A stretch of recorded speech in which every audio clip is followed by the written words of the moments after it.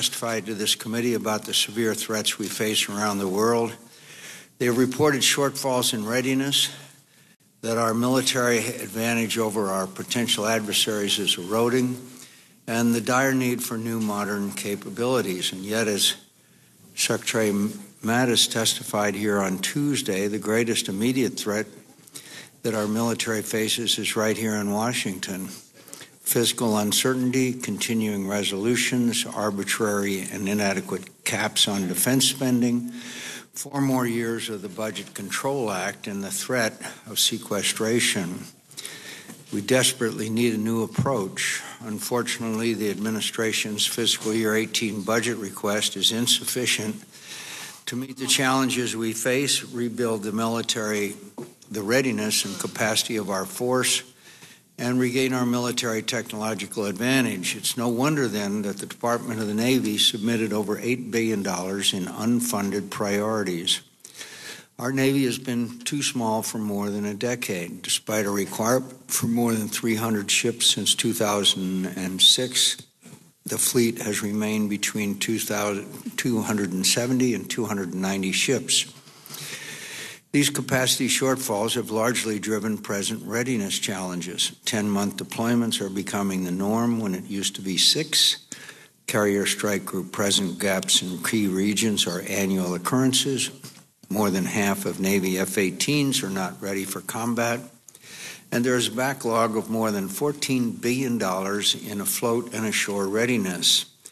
A Navy of 355 ships with the right mix of capabilities is an appropriate goal. But this budget request makes no progress toward it. However, steps can be taken this year to grow the fleet, and this committee will consider all options. Similarly, this budget request only supports a Marine Corps of 185,000 Marines and 31 amphibious ships, despite a requirement for 194,000 Marines and 38 amphibious ships. Meanwhile, Marine Corps aviation is in crisis. Fewer than half of Marine F-18s are ready for combat. As a result, non-deployed Marine aviation squadrons are short of the number of aircraft needed to train or respond in a crisis. The budget request will help the Navy and Marine Corps to stanch the bleeding, but we can and must do better than that. We need to expand and modernize our maritime forces because our adversaries are not standing still. Indeed, as Chairman Dunford testified on Tuesday, the competitive advantage that the United States militarily has long enjoyed is eroding. In just a few years, if we do not change trajectory, we will lose our qualitative and quantitative advantage. Our Navy and Marine Corps must be sufficiently sized and capable of projecting greater power over greater distances from the air, the sea, and beneath it. We need new concepts of operations and new programs that enable them. In particular, the Navy needs a carrier air wing with greater range and striking power, especially through unmanned platforms. And I continue to urge the Department of the Navy to examine how smaller aircraft carriers could improve current plans for supercarriers and amphibious ships and provide a more capable, credible maritime force. At the same time, as we advocate for increased defense spending, all of us must remain equally committed to exercising rigorous oversight of acquisition programs to ensure the best use of limited taxpayer dollars. I assure you, this committee will. Initial cost overruns more than doubled the cost of each littoral combat ship. Development costs for the ships and their modules now exceed $6 billion, and they keep rising. Meanwhile, key warfighting capabilities of the LCS, including mine countermeasures and anti-submarine warfare, have fallen years, I repeat, years behind schedule and remain unproven. Because of long-running cost, schedule, and performance issues with this program, I support the Department's proposal to pursue as quickly as possible full competition in selecting a new frigate with greater lethality and survivability. The Navy should procure the minimum number of LCS necessary to keep the workforce viable to compete for new frigates. Secretary Stackley has testified that would be 1 LCS in fiscal year 18, not more. I want to emphasize, Secretary Stackley testified that would be one LCS in fiscal year 18, not more. On the Ford-class aircraft carrier, while it's encouraging to see the ship finally delivered to the Navy, the request for the Gerald R. Ford, or CVN-78, exceeds the cost cap by $20 million. In addition, the Navy wants to award the construction contract for the third ship, the Enterprise, or CVN-80, in March 2018 at a cost of $13 billion, which is $1.6 billion more than the previous ship. This is unacceptable for a ship certified to be a repeat design that will deliver just 3 years later. Secretary Stackley and Admiral Richardson, I would like an explanation. Similarly, given the importance of replacing our aging Marine Corps amphibious vehicle and aircraft fleets, the Marine Corps must learn the lesson of past failures, such as the expeditionary fighting vehicle, and deliver these needed capabilities on time, at cost, and up to expectations. Some of the greatest threats and challenges of the future will be in the maritime domain, so it's important for this committee to ensure that our Navy and Marine Corps are not only ready for today's fight, but also developing the capabilities for tomorrow's fights. This budget request is a start, but I am afraid it is not enough. We should not ask our military to choose between readiness and modernization, between present needs and future needs. We owe our sailors and Marines and all of our men and women in uniform more than that, a lot more. They serve and fight and sacrifice for us every single day. Let us do no less for them. Senator Reid. Well, thank you very much, Mr. Chairman. I want to join Senator McCain in welcoming our Secretary Stackley, Admiral Richardson, and General Neller to the committee this morning to testify on the plans and programs of the Department of the Navy for fiscal year 2018. We are grateful to all of you for your service, and particularly grateful to the men and women who you lead, and please express our consideration and thanks to them. Especially want to thank Secretary Stackley for his many years of service to the country, both in the Navy and on this committee. This may be your last appearance as Secretary. Thank you very much for a job well done. I'm sure this is a sad moment for Secretary Stackley. He was very upbeat when we were speaking before, but thank you again, Mr. Secretary. Our witnesses face significant challenges. They strive to balance the need to support ongoing operations and sustain readiness with the need to modernize and keep the technological edge so critical to military success. The Department of the Navy face serious readiness problems caused by deferred maintenance, reduced steaming and flying hours, and canceled training and deployments. The continued emphasis on readiness in this year's budget will address some of the Navy's most serious readiness problems, and I'm interested in hearing the witnesses' views on this matter. I'm also interested in understanding what, if anything, the Navy is doing to accelerate overhaul of the USS Boise, an attack submarine that is prevented from operating because her diving certifications have expired. That's one blatant example of the readiness challenge that you face. The current plan would fail to get this boat recertified until sometime in 2019. All areas of our naval forces are maintaining an extremely high operational tempo. This high-level operations tempo contributed in part to the conclusion in the Chief of Naval Operations' new force structure assessment, calling for increases in the goal for the Navy fleet from 308 ships to a level of 355 ships. Demand is overwhelming for attack submarines, air and missile defense cruisers, destroyers, and strike fighter inventories. In addition, the Navy is now in its 5th year of operating with fewer than the required 11 aircraft carriers. And during the next decade, as a first priority, the Navy will need to buy a new class of strategic missile submarines to replace the Ohio-class submarines.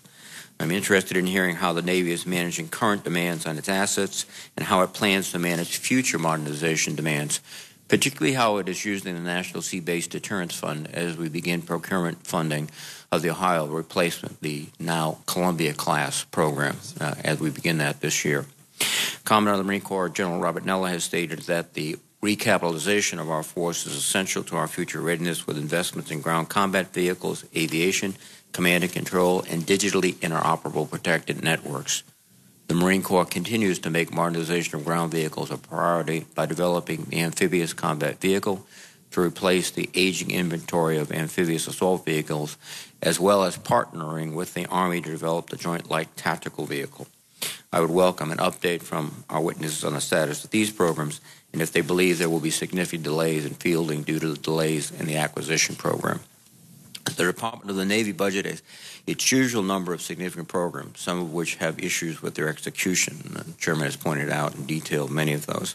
Last year, I raised the issue of the Navy submitting a budget that would leave the Navy in default on the multi-year V-22 tilt rotor aircraft contract, a problem that was solved for you when the FY-17 DoD Appropriations Act provided 3 additional aircraft. This year, the Navy is asking for approval of a 7-year multi-year contract for the same V-22 program. I would like to hear why we should depart from the normal 5-year multi-year contract regimen as established in Title 10 of the United States Code, and why we should count on the Department of the Navy to pay more attention to living up to the terms of the multi-year contracts than was the case last year. The Defense Department's Defense Strategic Guidance issued in January 2012, followed by the 2014 QDR, announced a renewed strategy for U.S. military orientation on the Asia-Pacific. Consistent with that strategy, the Defense Department has been working to realign U.S. military forces in South Korea and Okinawa and plans to position Navy and Marine Corps forces in Australia, Singapore, and possibly elsewhere in the region. I'm interested in hearing how the Navy is implementing these strategic decisions. In this request, the administration is asking for an increase in the Department of Defense top line of roughly $54 billion above the total budget for fiscal year 2018 prescribed in the Budget Control Act. Of that total, the Navy budget would constitute an increase of roughly $12 billion. However, I must point out that unless Congress can achieve a broad and bipartisan agreement to repeal or modify the BCA, any approval of the $12 billion increase for the Department of the Navy will trigger sequestration of a similar amount. The President's budget addresses the issue by making cuts of roughly $54 billion in non-defense discretionary as a way of balancing the increase in defense, which from my perspective is an untenable position. In fact, it won't accomplish that unless the BCA is modified, because you will forfeit what you're given, and even in a more confusing and disorienting way. So we must find another way. I thank the witnesses, and I look forward to their testimony. Thank you. Welcome to the witnesses. Secretary Stackley, we'll begin with you. Welcome back. Yes, sir. Thank you, Mr. Chairman. Distinguished members of the committee, thank you for the opportunity to appear before you today with the CNO and the Commandant to testify on the Department of the Navy's 2018 budget request. We're extremely grateful for your committee's continued strong support for our Navy and Marine Corps, and we look forward to working closely with you on this budget request. As the nation's forward global force, your Navy and Marine Corps stand ready to respond to crisis every hour, every day around the world. From the North Atlantic to the Mediterranean, from the Straits of Hormuz to the Straits of Malacca and the vast expanses of the Pacific Ocean, and on the ground in 41 countries around the world, 110,000 sailors and Marines and more than 1/3 of our fleet are deployed today, conducting combat operations, international exercises, maintaining maritime security, providing strategic deterrence, and responding to humanitarian crisis and disaster. The value of our forward presence and our ability to conduct prompt sea-based operations is the surest deterrent to conflict and guarantor of our national interests. Maintaining the scale of these operations relies upon our ability to maintain a high state of operational readiness, and we have been increasingly challenged to do so by the growing imbalance between the size of the force, the operational demand placed on the force, and the funding available to operate and sustain the force. Years of combat and high operational tempo have accelerated the aging of our ships and aircraft, increased our maintenance requirements, drawn down munitions and supply parts, and impacted training. Budget constraints, budget uncertainty, and continuing resolutions have exacerbated these issues, with the net impact being a decline in the material condition of our ships and aircraft. Accordingly, our priority in this budget request has been placed on funding maintenance, spares, training, and munitions, and to increase steaming days and flying hours. It's critical that we make these course corrections without turning to our modernization and procurement accounts as bill payers, for maintaining our readiness will ultimately rely upon growing the force to match the challenges that lie ahead. So building readiness is the priority in 2018, and building the size, Navy, and Marine Corps and the capability that the nation needs will be the priority in the Defense Strategy Review and our 2019 budget. With this budget, the Department requests your support to procure 9 ships in 2018. The aircraft carrier Enterprise, 2 Virginia-class submarines, 2 Arleigh Burke-class destroyers, 2 littoral combat ships, one of which is to follow in an amended budget proposal, a fleet oiler, and a towing, salvage, and rescue ship. The budget request also includes advanced procurement critical to the Navy's top shipbuilding priority, the Columbia-class ballistic missile submarine program. We are committed to improving our cost on the carrier program while delivering this critical capability for the future Navy.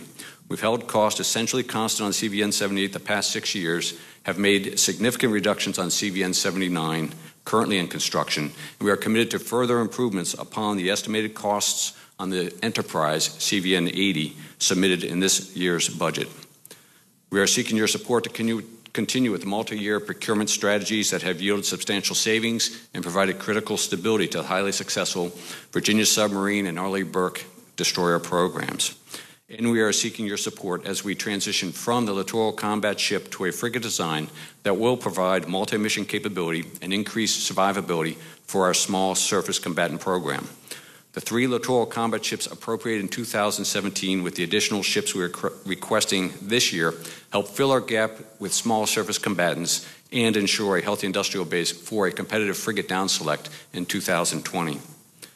The budget request continues the steady recapitalization of Navy and Marine Corps aviation capability. In total, we plan to procure 91 manned and unmanned aircraft as we shift from large-scale developmental efforts to mature production for most of our major Navy aviation programs.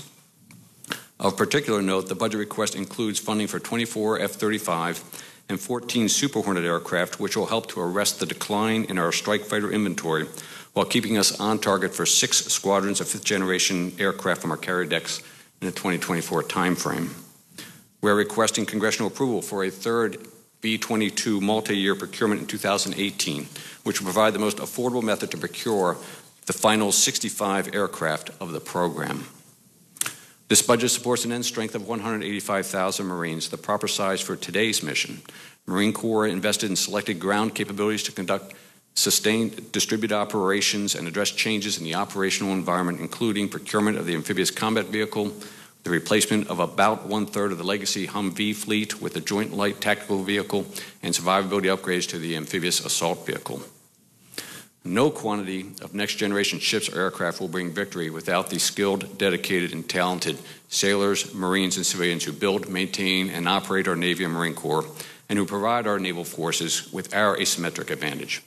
Despite 16 years of combat operations, extended deployments, and reserve mobilizations, today's force is the most talented and high-performing in history. In return, it is our responsibility to provide the incentives to attract and the conditions to ensure all who are qualified to serve in the Navy and Marine Corps can do so while creating an environment that promotes dignity and respect for all. This remains a top priority for the Department. Our priority in this year's budget request is to rebuild the readiness and lay the foundation for future growth in terms of numbers of ships and aircraft and advanced capability of the force. To support these objectives, we will need to make certain reforms to the way we do business to ensure that we are being the best stewards possible with the taxpayers' funds. However, we will also need your support in breaking the cycle of continuing resolutions and in providing the increase outlined in detail by the President's budget request to the defense caps imposed by the Budget Control Act. Absent decisive action by Congress to cut the Gordian knot we know as the BCA, our military's ability to provide for the nation's defense will decline by every dimension you choose to measure. I want to thank this committee for your enduring support to our sailors, Marines, civilians, and their families, and I look forward to answering your questions. Good morning, Chairman McCain, Ranking Member Reed, and other distinguished members of the subcommittee. I want to thank you for the privilege to be here today with my colleague, General Neller, and the Secretary of the Navy to represent our Navy team, our sailors, civilians, and their families. And before I begin, I would like to take a moment to add my voice on behalf of the Navy to the chorus of voices who are hoping and praying for Congressman Scalise and the other victims of yesterday's brutal attack. We all admire their strength and toughness and send our best wishes for a quick recovery. I want to take some time this morning to briefly outline where your Navy stands today and where we need to go. I'm recently back from travels to Rota, Singapore, and Guam. Our sailors are in harm's way around the world facing rising threats. They are talented, they're dedicated, and they're laser focused on their mission. This is despite the growing challenges of the security environment and the challenges that we have imposed by inconsistent, delayed, and inadequate funding. And today, I hope to convey a sense of urgency. Our adversaries are improving more quickly than we are. And I agree with the chairman that our advantage is eroding. We must increase our naval power today, pick up the pace, and maintain our winning advantage. This effort starts by ensuring that we have a firm foundation for solid growth, restoring wholeness or balance. This began with the fiscal year 17 budget, which helped arrest readiness declines, and I thank the committee for that support. But more needs to be done. The challenges are sufficiently deep that it will take both predictable and sufficient funding and some time to fully recover. As you pointed out, sir, we've got hundreds of aircraft grounded due to maintenance backlogs and spare shortages. Our pilots don't fly enough. Our maintainers are struggling to keep planes that are working up in the air. We haven't funded spare parts at the required levels. Maintaining our ships is also a struggle. Submarines and warships are tied up to the pier, unable to submerge or get underway. I know that many of you are focused on adding more ships to the fleet, and I am focused on that too. But if I can't repair a ship that's already been bought and paid for to go to sea, I forfeit the good hard work of our predecessors, and the net effect is the same as not buying a ship. It's one less ship today at sea, and U.S. naval power suffers. We're making strides here. As I mentioned, the 17 budget was a great help to restore a lot of readiness. The fiscal year 18 request will capitalize on that investment and restore balance and wholeness so we can grow moving forward. There's lots we need to do to shore up the force that we have. We need that firm foundation. As articulated in a white paper about the future Navy I released, we also need a larger and more capable fleet. Even as we shore up wholeness, the budget request preserves the program growth for the Navy. It invests in emerging technologies for the future. It provides a balanced approach that starts the acceleration of naval power from a firm foundation. As I talk to our sailors who are deployed forward, protecting America from attack, promoting our interests around the world, they are as focused as ever on the mission. And I know that you share my immense pride in them. But there is also a growing sense in the deployed fleet that we back here in Washington just don't get it. Sometimes seem like we live in a parallel universe. And I urge that we bring these two realities together and close that gap quickly. As an example, they're already hearing that our FY18 budget may not get passed in time, resulting in a 9th consecutive continuing resolution. It's getting harder to explain to our sailors and their families and to those who might want to join. But I'm very hopeful. I pass on that optimism to them. We're willing to team together to do whatever it takes, working together with you, with your support, to get them the resources and support that they need and that they deserve. Again, I thank you for the privilege and opportunity to be here today, and I look forward to your questions. Chairman McCain, Ranking Member Reed, distinguished members of the committee, thank you all for the opportunity to appear today and answer your questions. I would fully endorse the comments of both Secretary Stackley and my shipmate, Admiral Richardson, and what they've said about our current situation in the Navy and the Marine Corps. I'd also add the best wishes of all Marines and our families to those that were injured yesterday, wishing them a speedy recovery. I know this committee and the American people have high expectations for their Marines as our nation's force and readiness. You expect your Marines to operate forward as part of that Navy Marine Corps team, engage with our partners, deter our adversaries, and respond to crisis. And when we fight, you expect us to win. You expect a lot of us, and you should. This morning, as we hold this hearing, more than 36,000 Marines are forward deployed and engaged, doing just what you would expect them to be doing. Our role as a nation's expeditionary force and readiness informs how we man, train, and equip our Corps. It also prioritizes the allocation of resources we receive from Congress. Unstable fiscal environments of the past have required us to prioritize the readiness of that forward deployed force over those at home station. Those Marines forward are the ones that immediately respond to crisis. Those Marines are protecting our embassies around the world. Those Marines are currently conducting air and artillery strikes in Iraq and Syria. Those Marines are training and advising Iraqi and Afghan armies. 24,000 of those Marines are in the Pacific west of the international date line, deterring adversaries and assuring our allies. And I assure you that those forward deployed Marines are well trained, well led, and well equipped. However, after 15 years of war and budget instability, this has come at a compounded cost to our non-deployed Marines already benched back home. The fiscal year 2017 appropriations bill is a good down payment to improve the readiness of this bench and move us forward to further recapitalize and modernize the force. That said, the instability of the past 8 years and the continued legislative reality of budget limitations disrupt our ability to program long-term activities and potentially sustain these improvements to both our current and our future readiness.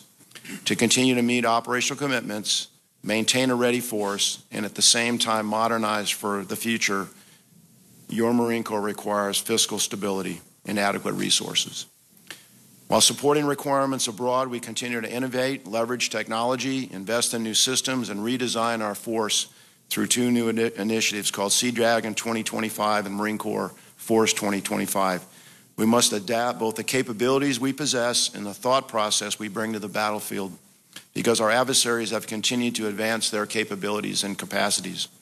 Our ability to fight and win into the future depends upon modernization.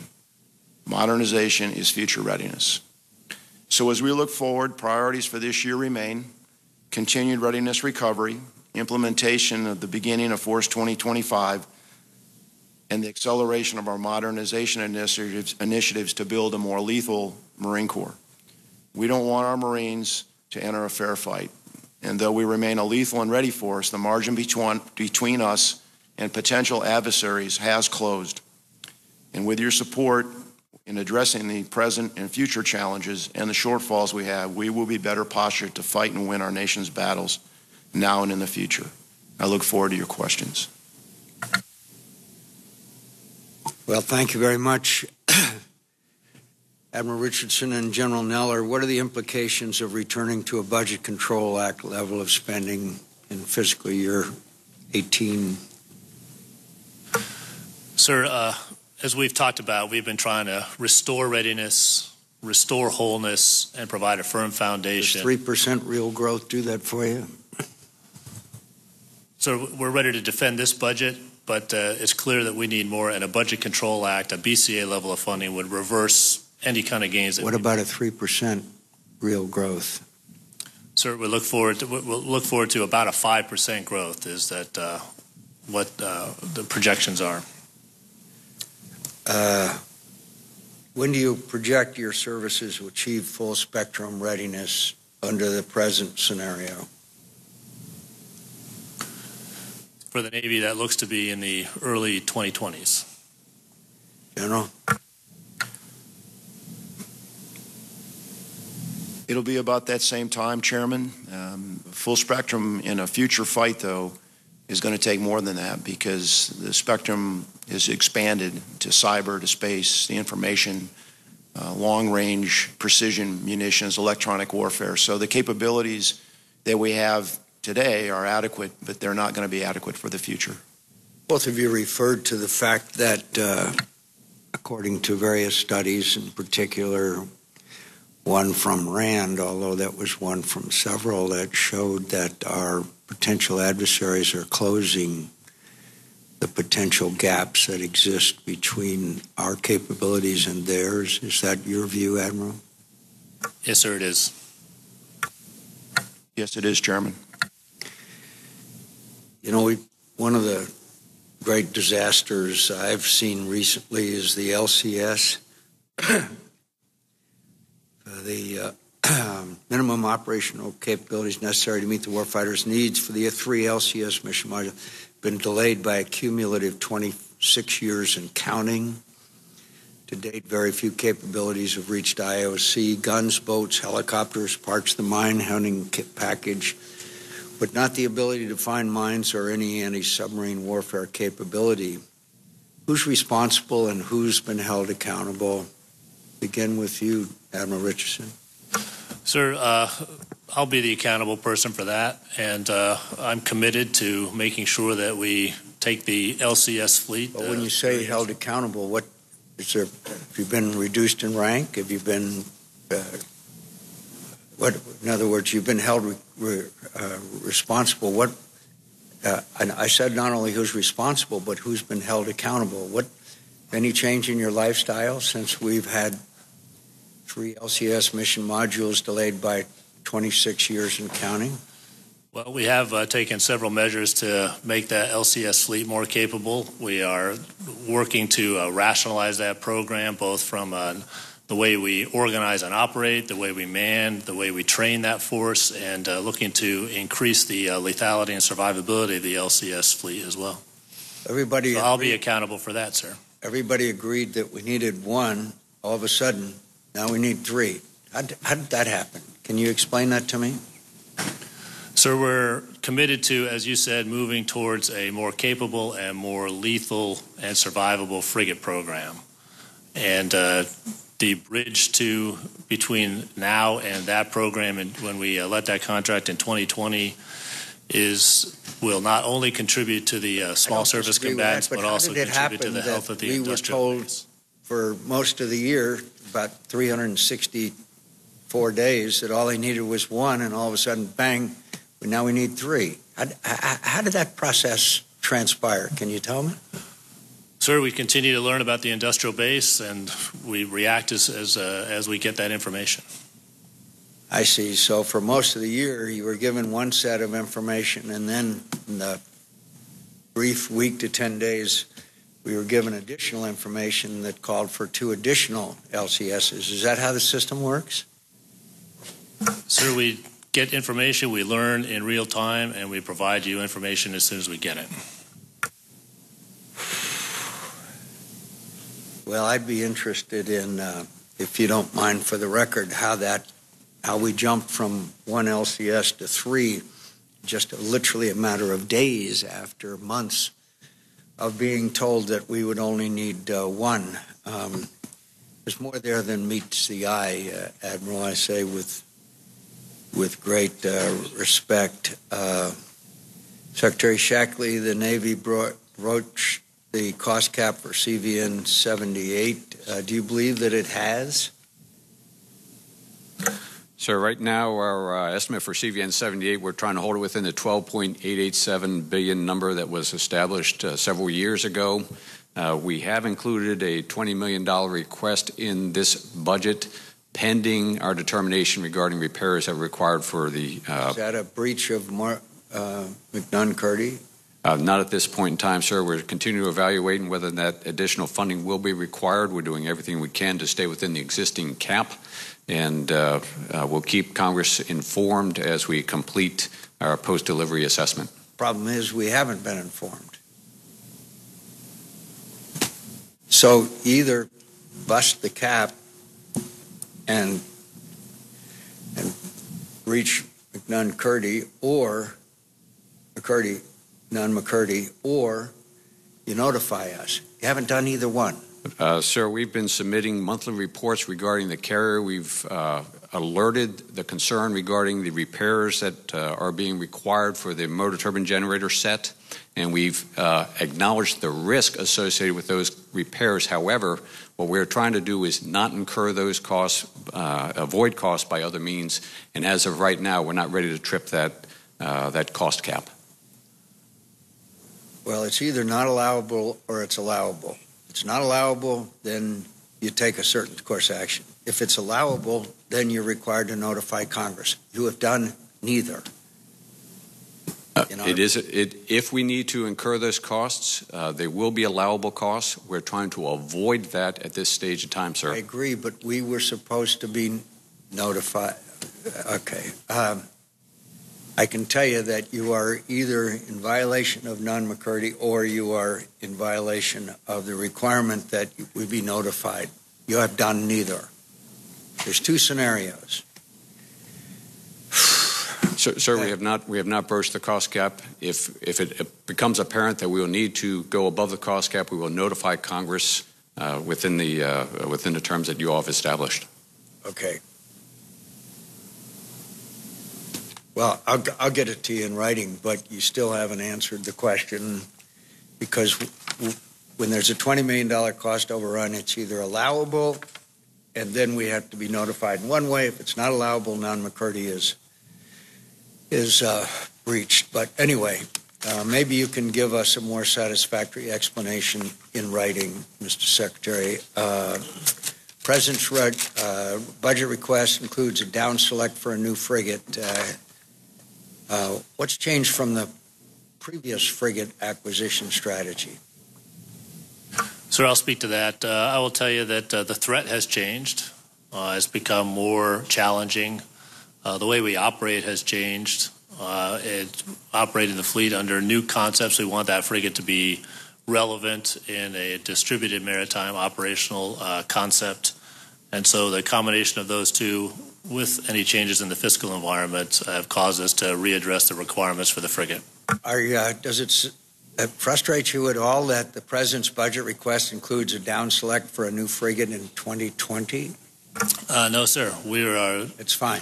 We're hunkered down. We want to get to that transition as quickly as we can. It's going to take us 2.5 years to have a down select for a new frigate, right?